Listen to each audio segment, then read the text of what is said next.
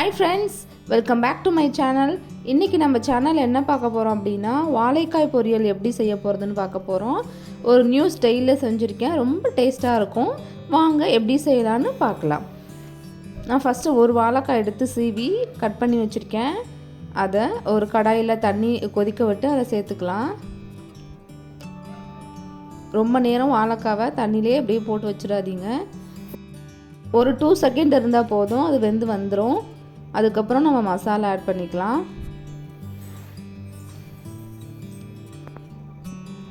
பாருங்கள், இந்த ஸ்டேஜில் நம்ம எல்லாத்தையும் எடுத்துடலாம்.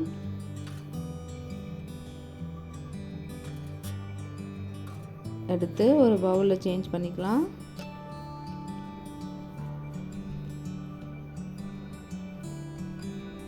இப்போது இந்த வாழைக்காய் கூட நம்ம ஒரு டீஸ்பூன் மஞ்சத்தூள் ஆட் பண்ணிக்கலாம். அடுத்து ஒரு 1/2 டீஸ்பூன் ஃபுட் கலர் ஆட் பண்ணிக்கிறேன். அடுத்து இஞ்சி பூண்டு பேஸ்ட்டு ஒரு டீஸ்பூன் சேர்த்துக்கோங்க. அடுத்து ஒரு டீஸ்பூன் கர்டு சேர்த்துக்கோங்க. தயிர் சேர்த்துட்டு அடுத்து 1/2 டீஸ்பூன் சில்லி பவுடர் சேர்த்துக்கோங்க.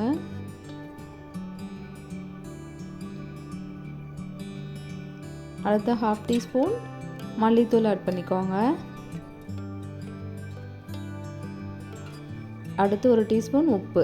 நம்ம உப்பு போட்டு வேக வைக்கல வாழைக்காவை, நம்ம அதனால் கொஞ்சம் அதிகமாகவே உப்பு போட்டுக்கணும். உப்பு போட்டு நல்லா அப்படியே மிக்ஸ் பண்ணி விடுங்க. ஸோ அந்த மசாலா எல்லா வாழைக்காயோடையும் நல்லா சாரணும்.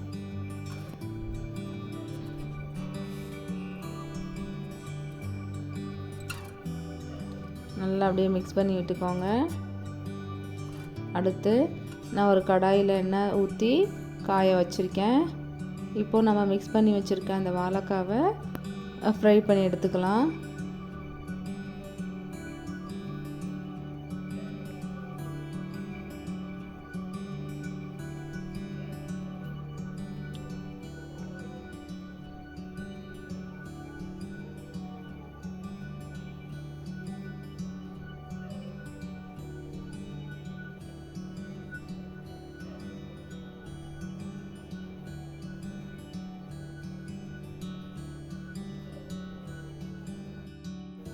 அப்படியே ஒன்று ஒன்றா திருப்பி போட்டுக்கோங்க. திருப்பி போட்டு அப்படியே ஃப்ரை பண்ணிடுங்க. இது ரொம்ப நேரம் ஆகாது வேக வைக்கிறதுக்கு, ஏன்னா ஆல்ரெடி நம்ம வேக வச்சுட்டு தான் நம்ம மசாலா ஆட் பண்ணிக்கிறோம். அதனால் மசாலா வாடை போகிற வரைக்கும் நல்லா அப்படியே ஃப்ரை பண்ணிக்கலாம்.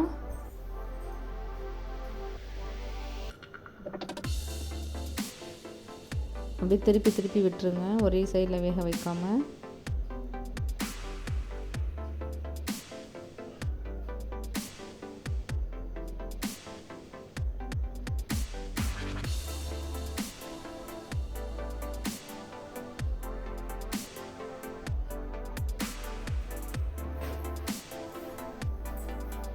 நம்ம சாம்பார் சாதத்துக்கு இந்த வாழைக்காய் ஃப்ரை நம்ம எடுத்து சாப்பிடும்போது பெஸ்ட்டு ஒரு டிஷ்ஷாக இருக்கும் நமக்கு.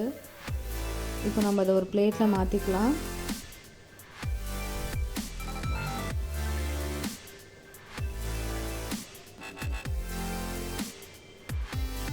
இப்போ நம்ம ஃப்ரை பண்ண ஆயிலே நம்ம தாளிக்க போகிறோம்.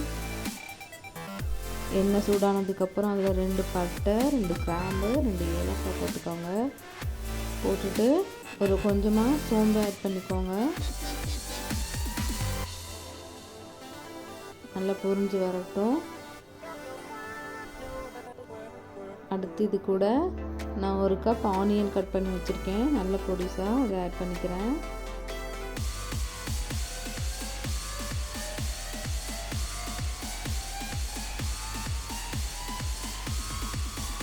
நல்லா வதங்கட்டும் ஆனியன். அடுத்து இதில் ஒரு கொத்து கருவேப்பிலை ஆட் பண்ணிக்கோங்க. சேர்த்து நல்லா அப்படியே வதக்கி விடுங்க.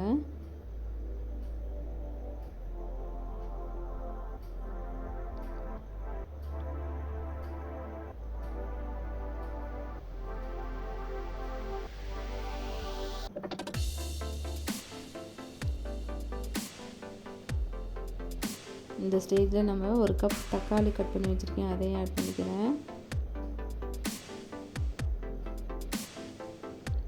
எல்லாம் சேர்த்து அப்படியே கிண்டி விட்டுருங்க.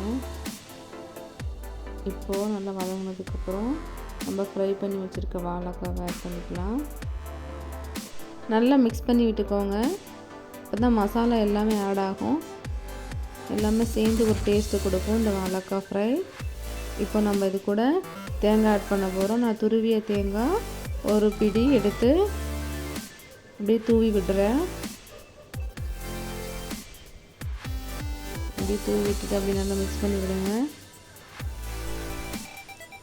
தேங்காய் போட்டுட்டு ரொம்ப நேரம் நம்ம அடுப்பை ஹை ஃப்ளேமில் வைக்கக்கூடாது,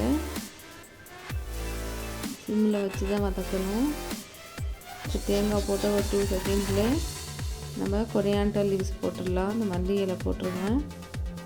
போட்டுட்டு அப்படியே நல்லா மிக்ஸ் பண்ணி விட்டுட்டு இறக்கி ஒரு பிளேட்டில் வச்சுட்டு சர்வ் பண்ணிடலாம். பாருங்கள், வாழைக்காய் ஃப்ரை ரெடி ஆகிடுச்சு. பார்க்கும்போது எப்படி இருக்குது பாருங்கள். ஒரு நியூ ஸ்டைலில் செஞ்சுருக்கேன். நீங்களும் இதே மாதிரி உங்கள் வீட்டில் ட்ரை பண்ணுங்கள். ட்ரை பண்ணிவிட்டு எப்படி வந்துச்சுன்னு சொல்லி கமெண்ட் பண்ணுங்கள். நம்ம சேனலில் பார்த்துட்டு சப்ஸ்கிரைப் பண்ணாதவங்க பண்ணிடுங்க. தேங்க்ஸ் ஃபார் வாட்சிங்.